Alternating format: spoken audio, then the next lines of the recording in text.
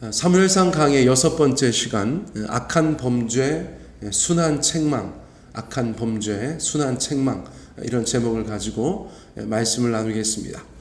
일반적으로 비교라는 것은 좋지 않은 것으로 알려져 있습니다.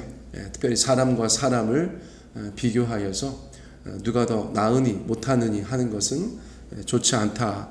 저희가 그렇게 생각하고 있습니다. 하지만 의도하지 않게 자연스럽게 비교될 때는 있죠. 그렇죠? 너무나 자연스럽게 비교될 때가 있습니다. 또 예를 들어서 사무엘상에도 비교하는 내용들이 적지 않게 나타납니다. 대표적으로 엘리의 아들들과 사무엘이 계속해서 대조적으로 등장합니다. 또 후에는 사울과 다윗이 비교의 대상으로 나타납니다. 이 비교의 목적은 다른 데 있는 것이 아닙니다. 분명한데요. 누가 하나님의 사람들인가, 그것을 성경의 독자들에게 판단하라고 하는 것입니다. 하나님께서 누구를 버리시고 또 누구는 택하시는가, 혹시 거기에 이유가 있다면 성경의 독자들이 한번 생각해 보아라. 그런 의미에서 저희 가운데 때로는 아주 극명하게 대조시키는 것들을 보게 되는 것입니다. 자, 일면 두려운 면도 있지만 성경의 독자들에게 분명한 교훈과 유익도 있는 것이죠. 자, 말씀드린 것처럼 사무엘상의 앞부분에서는 엘리의 두 아들 홈니와 비느하스 그리고 사무엘이 아주 극명하게 대조되고 있는 것을 저희가 보게 됩니다. 자, 22절 말씀을 저희가 다시 한번 보기 원합니다. 엘리가 매우 늙었더니 그의 아들들이 온 이스라엘에게 행한 모든 일과 회막문에서 수종드는 여인들과 동침하였음을 들었다. 이미 우리는 앞선 구절들을 통해서 홈니와 비느하스의 악행을 확인한 바가 있습니다. 그들은 제사를 멸시하고 하나님 앞에 심히 큰 죄를 저질렀다고 성경이 우리 가운데 말씀하였어요. 자, 그들의 악행은 그 아버지 엘리에게도 결국 들리게 됩니다. 그런데 엘리의 현 상황이 어떻습니까? 22절 말씀에 보니까 엘리가 매우 늙었다. 그렇게 표현하고 있어요. 엘리가 매우 늙었다. 어떤 유대 문서에 보면 당시 엘리의 나이가 98세였다라고 말하는 기록도 있어요. 정확하게 이것을 저희가 믿을 수 있는지는 다른 문제겠으나 어쨌거나 나이가 굉장히 많은 사사겸 제사장이었던 것은 분명한 것 같아요. 자, 인간의 늙음은 그것은 나쁜 것이 아닙니다. 자연스러운 것입니다만 적어도 여기에서는 엘리가 매우 늙었다라는 표현이 그의 영성과 지도력 그리고 영향력의 한계에 다다랐다는 그런 암시인 것 같아서 저희 가운데 씁쓸한 면이 있는 것이죠. 자, 엘리가 듣게 되었다는 아들들의 악행은 크게 두 가지로 이해할 수가 있겠어요. 하나는 온 이스라엘에게 행한 모든 일이라고 표현되어져 있습니다. 이것은 앞서 언급되었던 제사를 멸시한 심히 큰 죄와 같은 내용일 것이다 라고 볼 수 있겠어요. 자, 그런데 오늘은 추가적인 악행도 이야기해주고 있습니다. 바로 회막문에서 수종드는 여인들과 동침한 것입니다. 이 여인들은 회막문에서 수종드는 여인들이었는데 홈니와 비느하스가 그들과 함께 동침하였다는 것이죠. 자, 이것은 언어상 성폭력 이런 것을 의미하는 것은 아닙니다. 아주 부적절한 관계가 서로의 합의하에서 지속되었다, 그런 의미를 가지고 있는 것이에요. 매우 적절치 못한 성적인 타락이 바로 회막 가까이에서 일어났었다고 성경이 말하고 있는 것이죠. 엘리의 아들들은 통제되지 않은 재물과 성에 대한 탐욕에 빠져 있었다. 저희가 그렇게 말할 수도 있겠습니다. 자, 안타깝게도 현대판 홈니와 비느하스들도 있습니다. 교회 안에서 자신의 탐욕과 배를 채우는 지도자들입니다.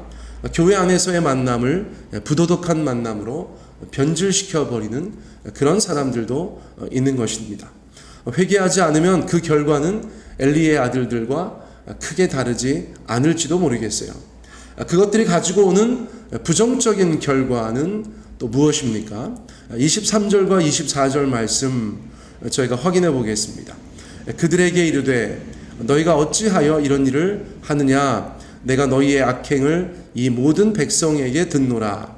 내 아들들아 그리하지 말라. 내게 들리는 소문이 좋지 아니하니라. 너희가 여호와의 백성으로 범죄하게 하는도다. 영적 지도자들의 이러한 범죄가 어떤 결과를 가지고 옵니까? 24절에서 말씀해주고 있어요. 너희가 여호와의 백성으로 범죄하게 하는도다. 이것이죠. 너희가 여호와의 백성으로 범죄하게 하는도다.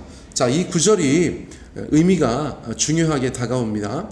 한국말 성경에서는 홈리와 비느하스가 범죄하니까 이스라엘 백성들도 범죄하게 된다. 그런 뜻처럼 들리죠. 자, 그런 면도 있을 수 있겠죠.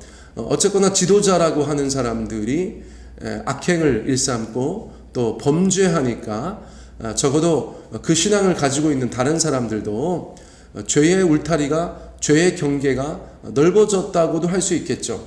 아니 뭐 사사나 제사장들도 저런 짓을 하는데 우리가 하면 어때? 그렇게 이해할 수도 있겠습니다. 그런데 자, 이 말은 이렇게도 번역할 수가 있어요. 여호와의 백성을 떠나게 하고 있다. 자, 여러 성경학자들이 이렇게 번역하는 것이 더 옳다고 말하고 있습니다. 여호와의 백성들을 떠나게 하고 있다. 자, 그 악행으로 말미암아 여호와의 백성들을 떠나게 하고 있다. 이렇게도 이해할 수가 있다는 것이에요. 저는 이것도 굉장히 의미 있고 마음에 다가오는 그런 좋은 번역이다라고 생각이 듭니다. 다시 말해서 영적인 지도자들의 타락이 백성들로 하여금 그 신앙을 떠나게 할 수 있다는 것이죠. 저는 이 번역이 더 좋다고 생각해요. 지도자들이 타락합니다. 지도자들이 그 신앙의 울타리 안에서 범죄를 일삼습니다. 자, 그러자 그 신앙을 가지고 있는 다른 사람들이 영향을 받고 떠납니다. 자, 자연스럽죠. 그러고 보면 해 아래 새 것이 없어요. 해 아래 새 것이 없어요. 사실 오늘날도 마찬가지 아니겠습니까? 교회 리더들의 여러 가지 추문, 교인들의 부도덕한 삶, 이러한 모습들, 교회 공동체의 불화, 누군가를 신앙 밖으로 밀어내는 요소들이 될 수가 있다는 것입니다. 예를 들어서 어떤 신앙 리더들의 삶이 전혀 아름답지 않다면, 어떤 신앙 공동체가 조금도 덕스럽지 못하다면, 서로 사랑하는 모습이 없고 화평을 유지하지 못한다면, 어떤 신앙을 가진 사람들 중에서 많은 사람들이 부도덕한 삶을 살아간다면, 신앙의 이름으로 비상식적인 행동을 일삼고 신앙이라는 이름으로 폭력과 혐오를 남발한다면, 도대체 누가 그 신앙에 대해서 매력을 유지할 수 있겠어요? 그 매력을 계속해서 느낄 수가 있겠습니까? 한국교회는 왜 이처럼 많은 가난한 성도들을 양산한 것입니까? 왜 그들은 교회를 떠나 있습니까? 누가 그들을 떠나게 한 것입니까? 참으로 두렵고 떨리는 마음으로 저희가 생각해 보아야 할 그런 문제가 아닐 수 없다는 것이에요. 자, 여러 가지 질문들을 던졌는데요. 짐작되어지는 것들, 또 직간접적으로 저희들이 경험한 것들, 그런 것들이 이유가 되겠지요. 자, 그러므로 우리가 이제 적어도 이렇게 말하고 있는 저와 이 말씀을 듣고 계신 여러분들이 저희가 최선을 다한 삶을 주님 앞에 또 세상 앞에 보여야 되는 줄 믿습니다. 우리 모두의 삶의 자리에서 소금과 빛의 역할을 감당하는 것만이 이 모든 것들을 다시 되돌릴 수 있는 가장 좋은 방법이 될 것이라고 믿어요. 자, 25절로 넘어가 보겠습니다. 엘리가 이렇게 말합니다. 사람이 사람에게 범죄하면 하나님이 심판하시려니와 만일 사람이 여호와께 범죄하면 누가 그를 위하여 간구하겠느냐 하되 그들이 자기 아버지의 말을 듣지 아니하였으니 이는 여호와께서 그들을 죽이기로 뜻하셨음이더라. 두 아들의 추문을 듣고 아주 더러운 소문을 듣고 늙은 아버지는 그들을 책망합니다. 자, 그런데 이 책망이 아주 강해 보이지 않아요. 순한 맛 책망이다, 그렇게 표현할 수 있겠어요. 사실 책망은, 사랑을 기본으로 하는 책망은 굉장히 중요한 것으로 성경에 나타나고 있습니다. 잠언 6장 23절 말씀에 보면 책망은 곧 생명의 길이다, 그렇게 말씀해 주고 있어요. 책망이 생명의 길이다, 그렇게 말씀해 주고 있다는 것이에요. 하지만 아들들의 죄악에 비해서 엘리의 책망은 너무나 약해 보이는 것이죠. 결국 그들이 자기 아버지의 말을 듣지 않습니다. 성경은 이들이 아버지의 책망을 듣지 않은 이유를 여호와께서 그들을 죽이기로 뜻하셨음이더라, 이렇게 말하고 있어요. 하나님이 죽이기로 작정하셔서 아버지가 책망할 때에 아들들이 듣지 않게 하나님이 역사하셨구나, 저희가 그렇게 이해하면 안 되는 것이죠. 하나님이 죽이기로 작정하셔서 책망을 듣지 않았다기보다 책망을 듣지 않아서 결과적으로 그들이 그 심판으로, 그 죄의 결과로 죽을 운명이 되었다, 저희가 그렇게 보는 것이 더 합당할 것 같습니다. 아무튼 잠언 29장 1절 말씀에 보면 자주 책망을 받으면서도 목이 곧은 사람은 갑자기 패망을 당하고 피하지 못하리라, 그런 말씀이 있어요. 누군가 사랑으로 책망한다면 지혜자는 들을 것이고 어리석은 사람은 듣지 않을 것이다, 또 그렇게도 말씀하고 있어요. 자, 홈리와 비느하스는 목이 곧은 사람들이었어요. 어리석은 자들이었어요. 그 아버지의 책망도 듣지 않는 자들이었어요. 결국 그들이 맞이한 결과, 그것은 사무엘상 후에 다시 자세하게 나타나게 됩니다. 자, 어찌되었건 간에 앞서 말씀드린 것처럼 사무엘상은 자연스럽게 홈리와 비느하스의 비행과 또 사무엘의 아름다운 성장을 계속해서 저희 가운데 말해주고 있어요. 자, 26절 말씀 볼까요? 아이 사무엘이 점점 자라매 여호와와 사람들에게 은총을 더욱 받더라, 그렇게 말씀하고 있습니다. 아버지 가슴에 대못을 박은 아들들, 백성들로 하여금 신앙을 떠나게 하고 골칫거리가 되어버린 제사장들, 하나님 앞에 심히 큰 죄를 저지르고도 회개하지 않아서 결국 죽게 될 홈리와 비느하스. 그러나 사무엘은 어떻습니까? 그는 여전히 아름답게 자라나고 있다는 것입니다. 몸도 마음도 또 영성도 모두 성장하고 있습니다.